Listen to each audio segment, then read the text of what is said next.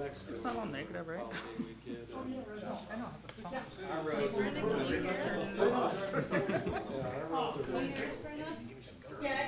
Okay, perfect, thank you. Catch air on This guy's not as bad as He's got my back, that's good.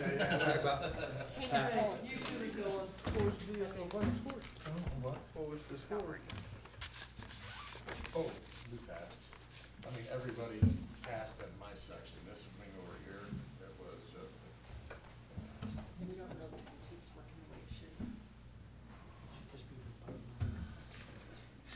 right. We just said that. It only took twice to reset that panel. Just temperamental. Sometimes it takes you, sometimes. Hey there, how are you? Good. Good, I'm glad you're here. You get to sit through a couple She's work always sessions, like so. on it. Yeah, I don't know instructions. I mean, That's a board meeting, you want to go talk about it. We set the fire alarm panel. You have to hit the reset button in the big panel, then you gotta go. Are we good? Yep. 1, 2, Okay. 3, 4 panel. we got it? Yeah. Sometimes it works, sometimes. Okay.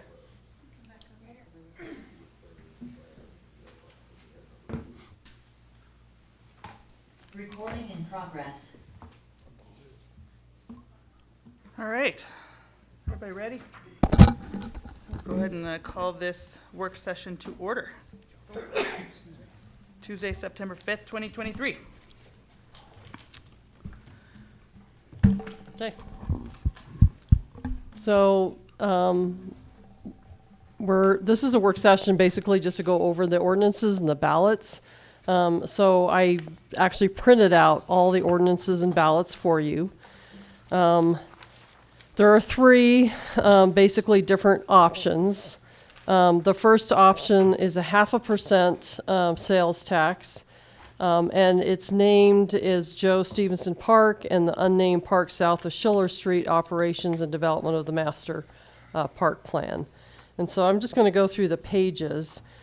Page 5 of that document basically shows you how that would be split up between the 0.5% sales tax and for park and trails, and then the park master plan. I'm going to spend just a little time in the body of the document because a lot of them, all three of them are just a little bit different. The whereases are basically specific on the Joe Stevenson Park and unnamed park south of Schiller Street, and it'd be nice to name that sometime. I'm just going to give that to you, Nick, just so you can follow along if you'd like.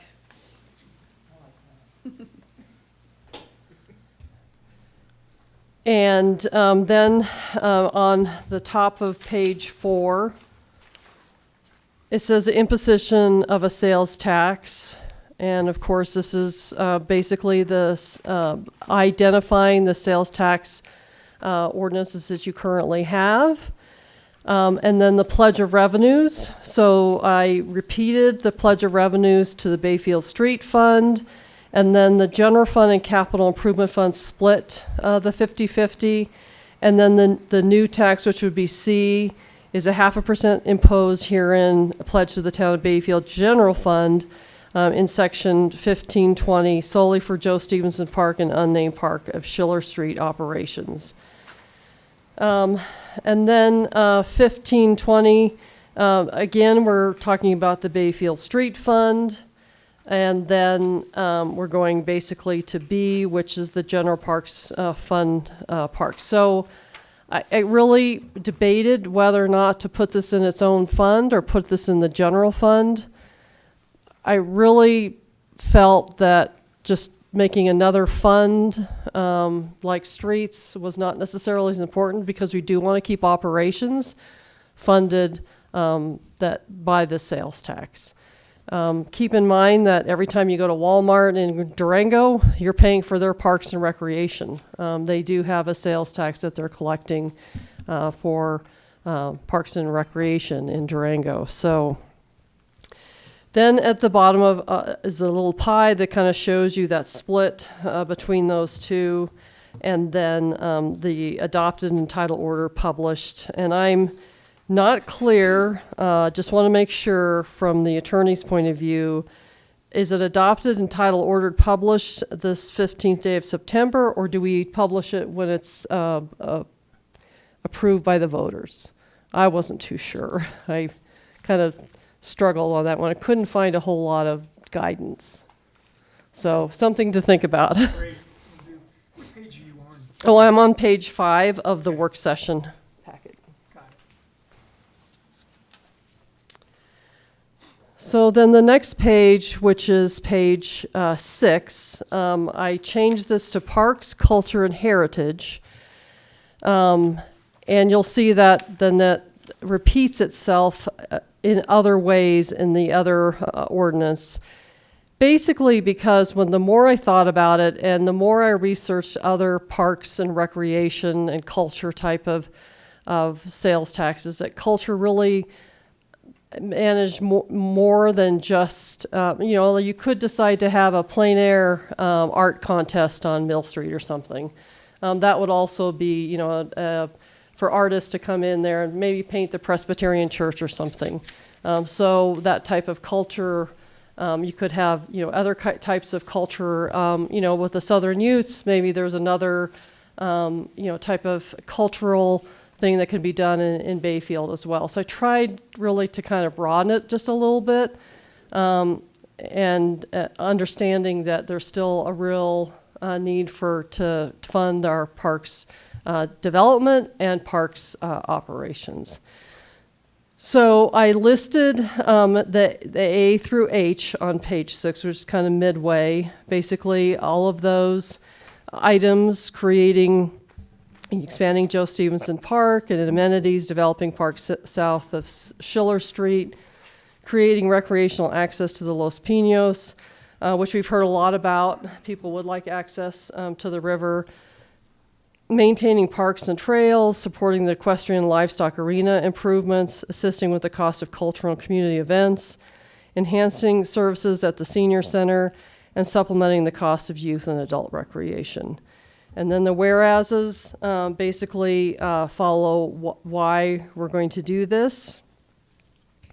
On page 7, it really repeats everything about the street sales tax and the split between capital and general fund sales tax.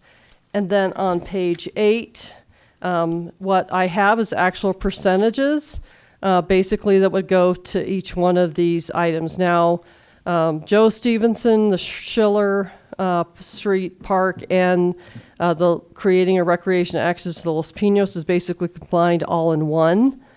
And then it'd be 40% of those revenues, 22% maintaining the parks and trails, 17% supporting the equestrian and livestock arena improvement, 7% assisting with the cost of culture and community events. This would be anywhere from 4th of July, block parties, new cultural events, heritage days, trying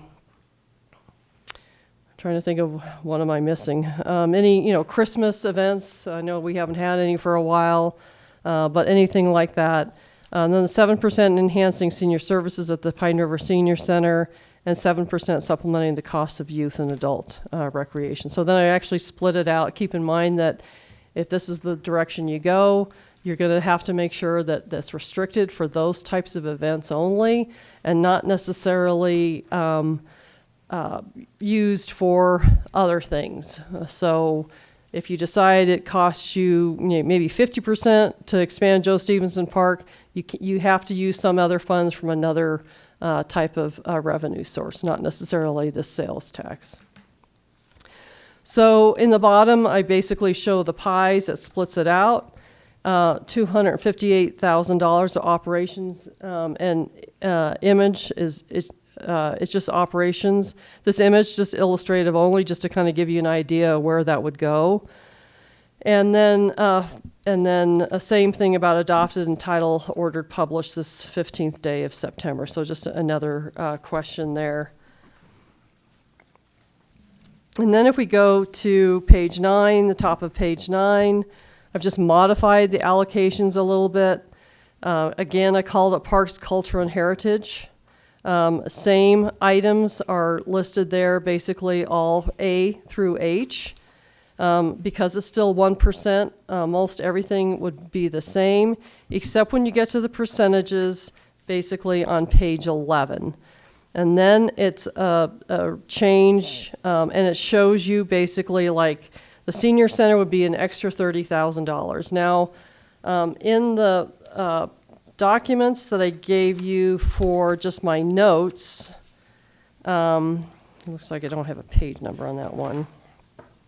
It's actually page 3 in my notes. The parks and trails, basically just operations, labor and operations is $479,000. Culture and recreation, this basically includes, all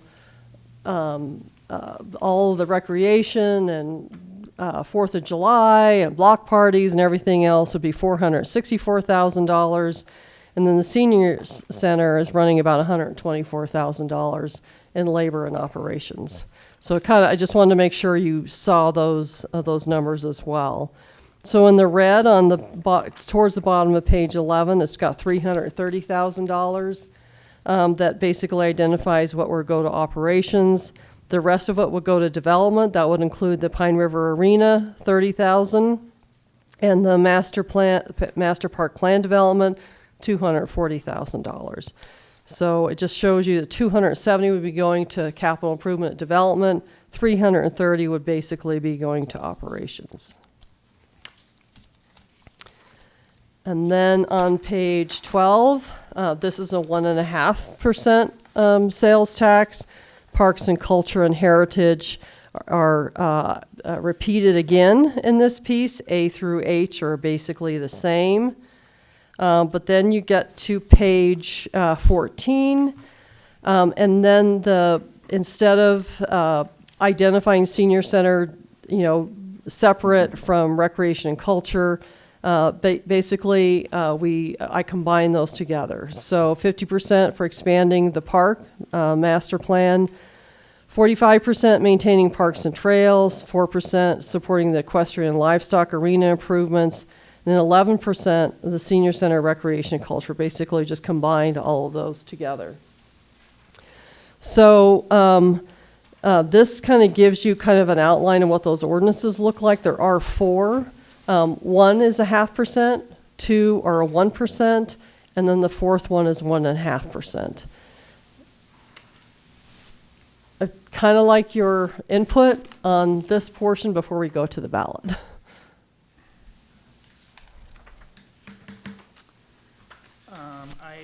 Personally, I'm liking option 3. And I like that it includes our heritage, parks, culture, and heritage.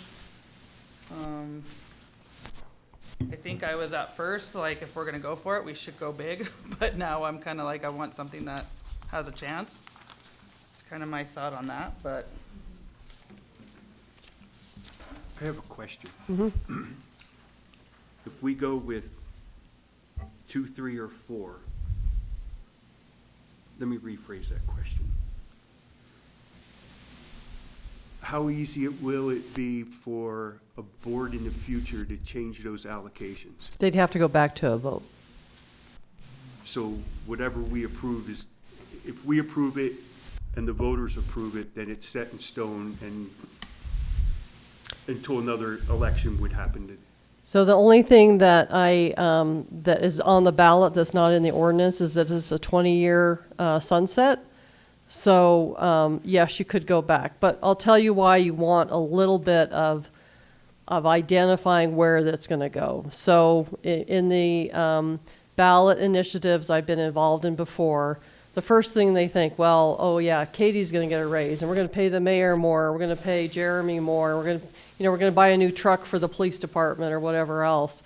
The goal is to be very specific, what the expenditures will be, from the revenues will be spent on. I think it helps basically direct the voters that, that it's very specific of what it's going to be spent on. So there's kind of those two, pros and cons. Yes, it kind of establishes that that's what you're going to spend it on, but in a lot of ways, that's where we're kind of hand-tied right now. We're hand-tied because a half of the 2% sales tax is going to the capital improvement fund. As I've explained in our budget sessions, we're not having any issues with capital, but we're having a real issue with operational revenue to operate in this environment. No, I'm okay with it. Yeah. I just was curious Yep. how that would work. I have a question. Shoot. Go for it. Can we, so, for example, I like, with an option 3, all the different things that we can do with it and how it's divvied up. But I also, Oh, no. We lost you, Brandon. Lost for a you. minute. think that option 4, can you hear me now? Yeah. So option 3, I like the way it's divvied up, but option 4 does a higher percentage of sales tax. Could you combine how it's divvied in 3 and do the 1.5%? Yes. Okay. Yeah, I like that too. I like the way it's divvied up on 4, because that gives us more flexibility. But I think that's 4. Yes, 4. I like the divvy up on 4, but I think senior center, rec, and culture needs to be a little bit more than that 11%. I don't think 99,000 is gonna stretch that far on that one. Over here, I like what Brenna said. I was actually thinking the same thing. I liked number 3, but I like the 1.5 sales tax. I'm kind of wondering, will we be pigeonholing ourselves a little bit if we're defining where the money is going that much? Or would we be able to, if we determine that we don't need that much money going into the separate pie pieces, would we be able to reallocate some of those funds, or do we need to maybe keep them grouped and use them where we need them at the moment? So you want to make it specific enough so the public knows, the voters know where you're going to spend the money. But yes, that's why in number 4, I combined them all together, knowing that maybe, this different option would be a little bit, you could identify maybe there's more need in the senior center one year, maybe there's more need in culture another year, and maybe there's more need in recreation in a different year. So in other words, all the sections are really there in 4. It's just giving you more liquidity to move the money. That's correct. Okay. Then I actually like the 4 better. The one thing you don't want to do is you want to be very specific about your capital, between capital and operations. You want to kind of nail that down.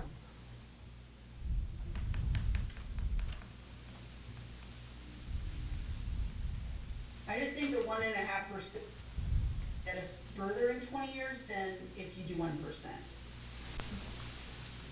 Yeah, but is it perceived on the ballot by the voters as going for too much? That's the question I'm pondering. Which I would agree that could be a problem.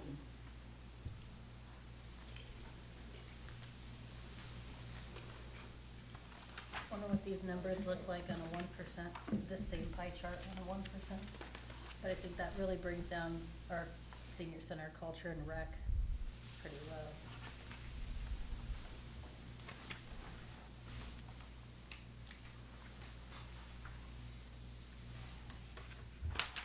So you're looking at a 1%, and senior center, recreation, and culture.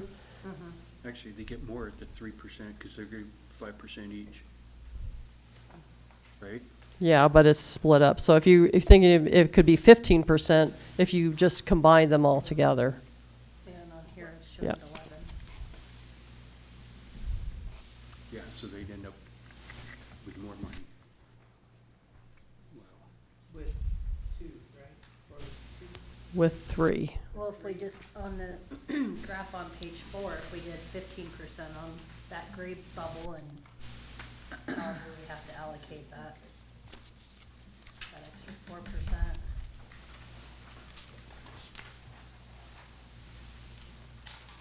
But that's just based off last year's sales tax numbers? Kinda That's, where you- yeah, that's what we're estimating basically this year. 1% revenue is about $600,000. So 0.5% is 300,000 and 1.5 is 900,000.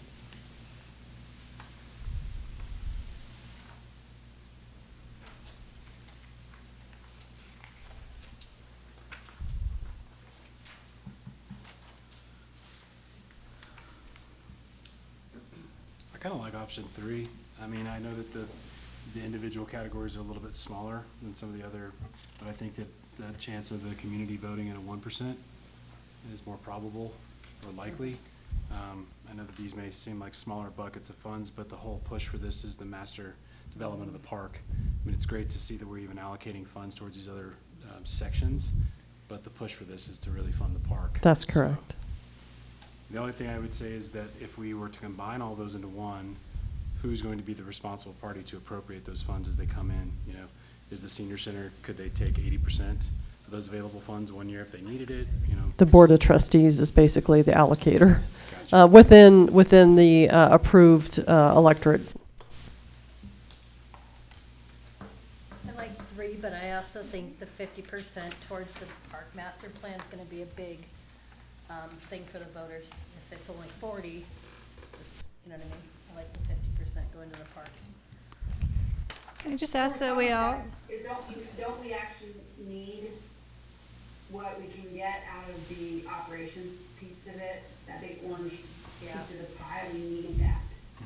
Yeah, the issue is that you're keep building parks that are becoming more difficult to maintain. They take more money. They're I don't want to say Aging, scattered, but they're everywhere across Bayfield. So it takes time and effort to get to those parks and manage them. Sprinkler systems fail. You're going to talk a little bit about playgrounds here a little bit later on. All of that is important to not just building it, but actually operating it. And keep in mind, there's going to be a point maybe in 12, 13 years where you're going to wish you had allocated more money to operations versus capital. Yeah, I wasn't saying cut operation, but if there's a way to, but that's a lot, that's 10% to shift. can you guys try to talk in the mic? Because we have someone who's having a hard time hearing everybody. Thank you. I agree with Kyle as far as, we originally talked about this just for the development of the park. And I think if we're gonna stay that way, we should focus on the park and the parks and trails operations in the master plan. I agree with him, not necessarily the other operational things. I know we need money for that, but we specifically talked about this tax originally as a 0.5% just for the development of park. So, I'm kind of leaning to 3 or 1, actually. I don't know, with our other things that we're gonna have on the ballot, I don't know if we can get 1% for parks, if we're gonna ask for the other sales taxes. So, and you're talking about parks for operations and development, or The way you just? have it split up for the first one, yeah. Okay. The development and the parks and operations. I think something you guys gotta keep in mind too is we don't have any preliminary cost for the master plan at this point. We do have a forecast of everything else that, could be proposed in this tax. But we also this is gonna be a big chunk of money to go to this master plan, but right now we have no idea how much that's gonna cost. Yeah. Well, that helps us with our match. Match, So when yeah. we wanna go get grants for the master plan, we have some money to match with. So GOCO, typically it's a 30-70 match. So in other words, let's say there's $300,000 that we put in from this sales tax that's generated, then there's a possibility of $700,000 from GOCO. And GOCO is only looking for big projects. Over time, they have master plan implications and not playgrounds or pieces or boat take-ins or fishing, there's all kinds of other grants that could be available out there. We love fishing. I'm sorry, we don't have the right name. Colorado Parks and Wildlife has, quite a few other grants that are available. So you can all use these to match with. At this current time, we only have the Parks in lieu of or Conservation Trust funds that will be gone the first year.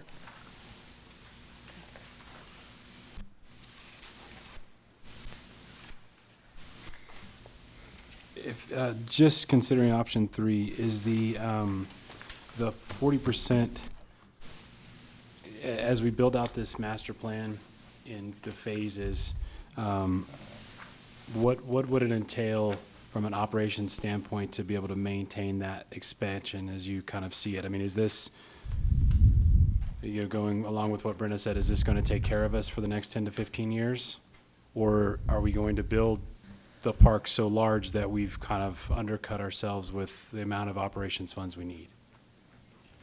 I think with a master plan that's in place now, we're basically remodeling and adding new equipment to the park that we are already maintaining. My perspective on it is, with all this stuff in place, it should be somewhat easier for us to maintain because it's developed. It's not just open land, with their weeds, all that stuff to maintain. The maintenance is going to be lower for us. The only thing that I feel like could be, costly as far as maintenance goes is that splash pad. But everything else, like a pump track, all the asphalt and the parking, I mean, we got to sweep that off every once in a while, but we don't have to mow it, spray it, that stuff. So that's going to cut back on, time as far as maintaining that. The addition, that's going to go south of Schiller, is going to add, and right now we barely keep up with what we have. So this adding to that, yes, we're going to need more people. We're going to need, another mower, more equipment to take care of it. I mean, one additional field and a dog park, it is going to add a lot more work, but I think this should cover that cost. Okay. If our sales tax does pass and we get all this money, what happens if, since we don't know how much this park's gonna cost, what if there's extra revenues before the sunset period? The park's done, we're still collecting for the development, how would we? Oh, our parks are always gonna. I don't see you running out of, Okay. in 20 Shade years. structures and, If you 20 years and you're talking about $300,000 a year, $6 million, I'm sorry, will not go very far. Yeah. It will go far. It will do a lot for Bayfield, but you will be developing probably for a while. Okay.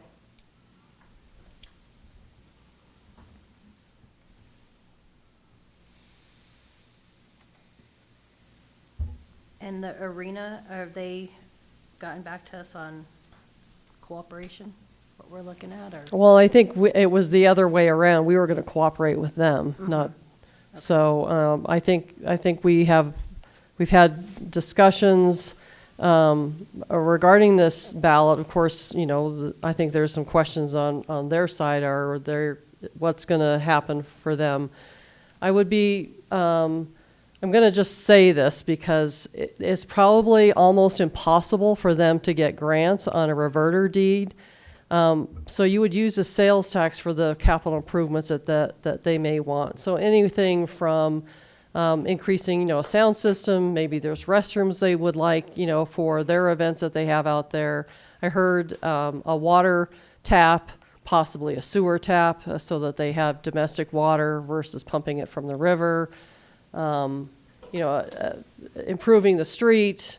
There's a lot of things that this could go to, in changing the bleachers out. I can see that in 20 years, you can do quite a bit for even $30,000 a year. I don't know what they collect in fees, but it would be probably its only capital improvement from the town not necessarily if the association had other funds that they wanted to participate when, that would be, but I would find it hard to get grants. Grant funders are looking for long-term commitment, and a reverter deed could, if it's not an arena anymore, a school district could say in 5 years, and I don't know what their plans, their future plans are. And what impact would that have if something happened and the arena did close and the sales tax dollars were set to go there? Would there be? You would have to send that back to the taxpayers. Okay. And it can go back in all kinds of other ways. Okay. Would it make more sense then to combine it with something else? I would say, I'm going to say no, and the reason is because I think if we had an agreement with the arena, which would include the school district, I think they would like to make sure we're guaranteeing them some type of revenue versus saying, oh, well, by the way, this year, and this is an annual budget process every year, well, we're gonna do more with soccer and help the gym, maybe change bleachers in the old middle school gym. So I think it gives them a little bit of confidence that we do indeed want to cooperate with them and see that their property also be improved. That makes sense.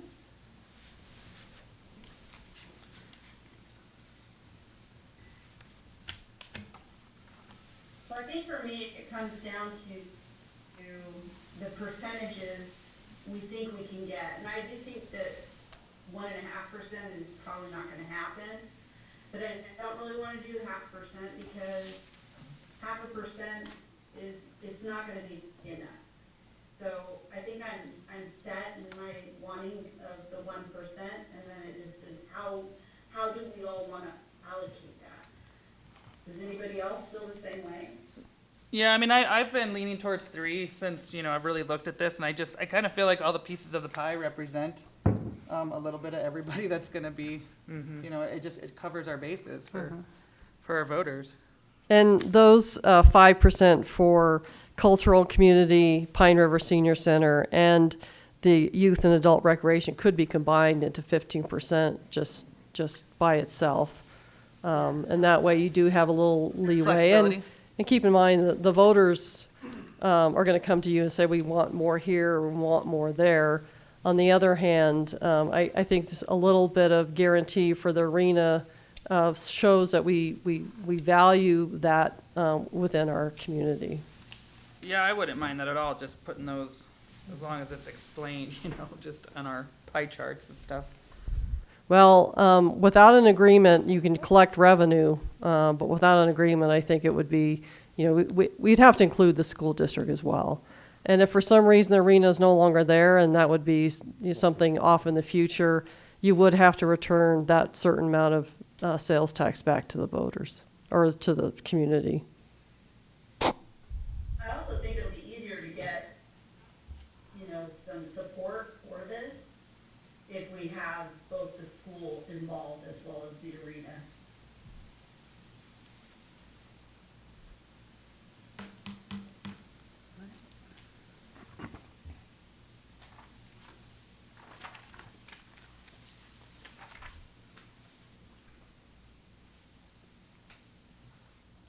So what I think I'm hearing is option 3.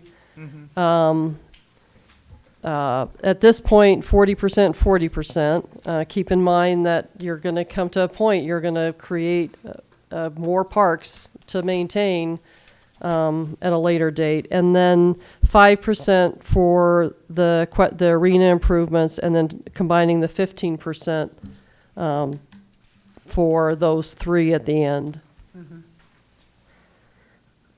So to the extent, Yes, that is my, sorry. my vote. Yep. Go ahead, Michael, what did Yeah, you? thank you. So to the extent that this board, the trustees, vote on any one of the 4 options and agree that one of those options should be presented to the voters, what will occur is at the bottom, the language would state adopted and title ordered, published this, whatever day you actually do agree to that ordinance. And then there should be an added clause that states, and approval or disapproval of the voters on the specific date that they approved or disapproved the ordinance. I assume that'll be on, what is that, November 5th? Yes, November 7th. November 7th? Yeah. Okay. Yep. Can you just email me that language too?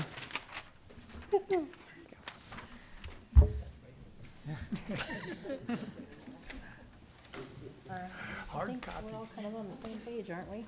So the ballot is, there's options for the ballot. So instead of spending a lot of time on ones that don't affect the 0.5% or the 1.5%, let's go to the 1%, which is on page 17. So the ordinance number will be added into here, into this item specifically in the highlighted areas. In the highlighted areas, each one on the page 17. It is a 20-year sunset. So this 1% starts January 1st of 2024 and ending December 31st, 2043. Voters typically like to see that it just doesn't go on forever. And then in certain cases, you may get to the end of the 20 years and say, we'd like to go, ask for this to be instituted, and maybe the percentages change. Maybe, you got so much parks and you have a real budget to actually operate the parks, that they say, well, it's something that, in not quite 20 years, but closer to 18 or 19, somebody will consider. Your street tax is the same way. It sunsets in 1936, I believe, or 2036, sorry. Been a long weekend.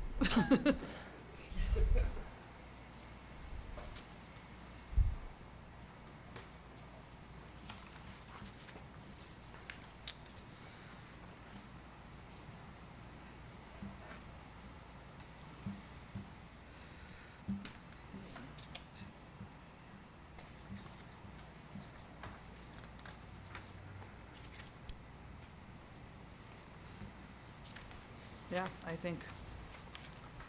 So the next one is, unless there's any changes, we'll go to page 22, which is the lodging accommodation tax. This is for short-term rentals, 30 days or less. It's at 4%. It has been suggested that maybe going for 2 is not optimal, and you choose the one you prefer versus going for 2 different taxes. This could also be brought up at a later date, maybe in 2 years. We are considering, some of the developments will consider quite a bit of short-term rentals, like RV parks and cabins. A motels is suggested on the East Bayfield annexation.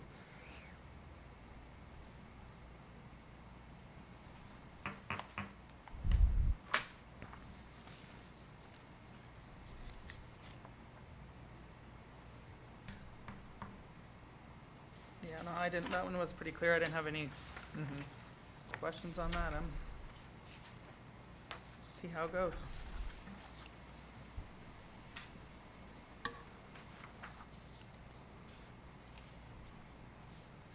I agree. One thing I'll point out, if you're considering waiting and just doing one at a time, we have some of these proposals that show lodging in the future, but probably realistically, we may not see anything in 2024 and not till 2025 for lodging. We have a RV park that was just annexed into the town. They're in the process of annexing. They haven't finalized their annexation yet. At this point in the season, it probably wouldn't even start construction till next year, which means it probably wouldn't be open till 2025. And then the other ones are further down. So really the only thing you'd be capturing is the vacation rentals, and right now we have 5 Yeah. that are legal.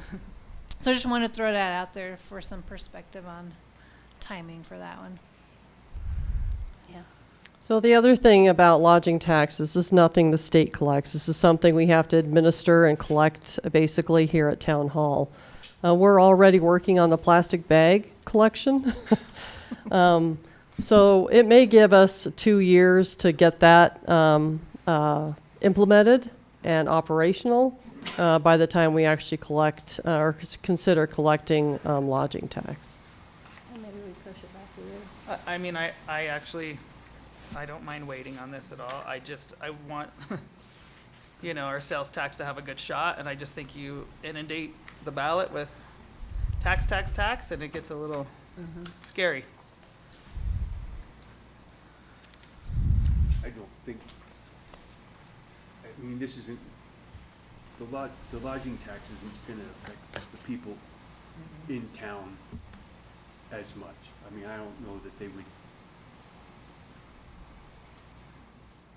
I don't know, it's not gonna affect them like a sales tax would. It's like 2 separate taxes, they're hitting 2 different people. It's not all different people, but a lot of it is, except for the lodging. Yeah, but people don't understand that, and I think they see a tax question on the ballot, and that's what they see. I agree. I feel I like, can understand Tom. well, he was just trying to say, like, it's not gonna affect the people in town. We're passing the buck on to tourists with that tax, but it's not quite understood that way. When you're looking at the ballot half the time, all you see is Very true. tax, and you say no. Right. So, So this includes short-term rentals too? And we only have 5? that are They're legal. registered. Yep. So when We somebody have uses- more than more 5 than that that, are but- not. Yeah, so Yeah. when somebody uses Airbnb, doesn't Airbnb collect that tax? Airbnb does, but not all of the lodging options, or if they do it on their own, they don't collect the tax. Right, right, just if they go through any, I mean, like VRBO does it too, and all the online services. Yeah, when they're renting through those. Right. Mhm. Okay. But like a campground probably wouldn't be, Mhm. so there's other things that will come up. Yeah, I mean, I don't mind waiting on this one, just and be dry run on the bag thing, learning how to. When's this RV park probably going to be in existence? Well, so the annexation hasn't even been finalized. They have till September 20th, and if they don't finalize it then, they have to come back through the annexation process all over again. And if it gets finalized, then chances are you will probably see some construction next year. But, they still have to go through a site plan process, so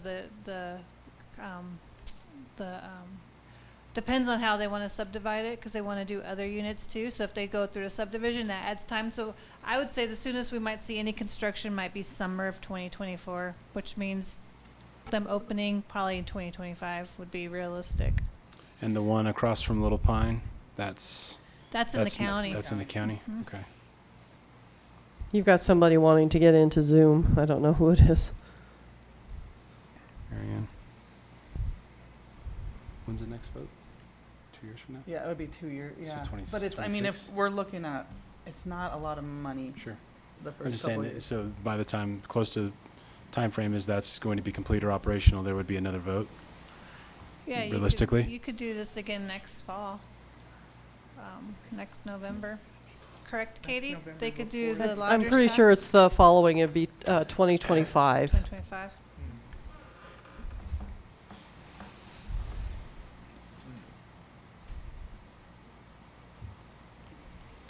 I don't think it's just to me, the revenue that we bring in the first couple years is not enough to like help it detract from a ballot question to me on the other tax.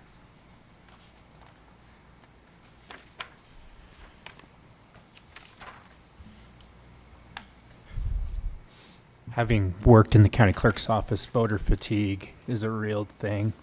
It'll probably be an 18-inch double-sided ballot, and it'll go in order federal, state, county, municipality. So it'll be toward the back, and then you get to that fatigue factor, I think is what the mayor's trying to say, and you're just like, oh, tax, no.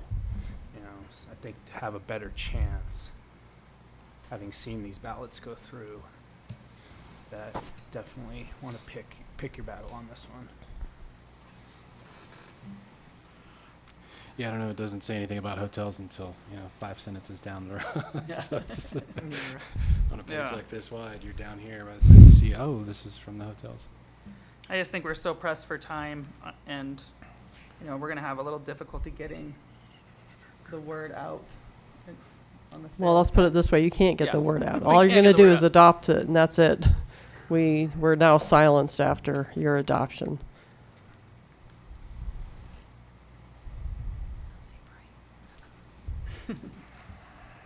Well, I mean, I know where I stand on it. I'm willing to wait. I'm willing to have just one question go after our sales tax.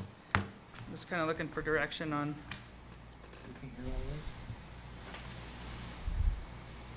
It's still on your agenda. You can make a decision to take that ordinance or any one of the ordinances or ballot languages off the agenda. That's certainly your call. I need to basically provide a copy of the ordinance for the sales tax and a ballot so that you actually have something to make a decision on tonight.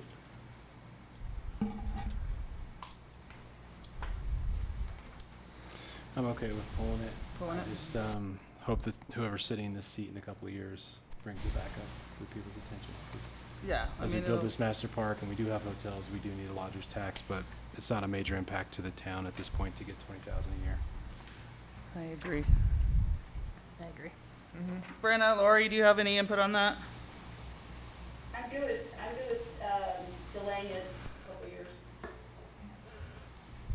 I agree. I think that if we, believe that having two of these ballot initiatives on is gonna mess up our chances for the, 1% sales tax, I'd rather defer the lodger's tax just based on we don't have that many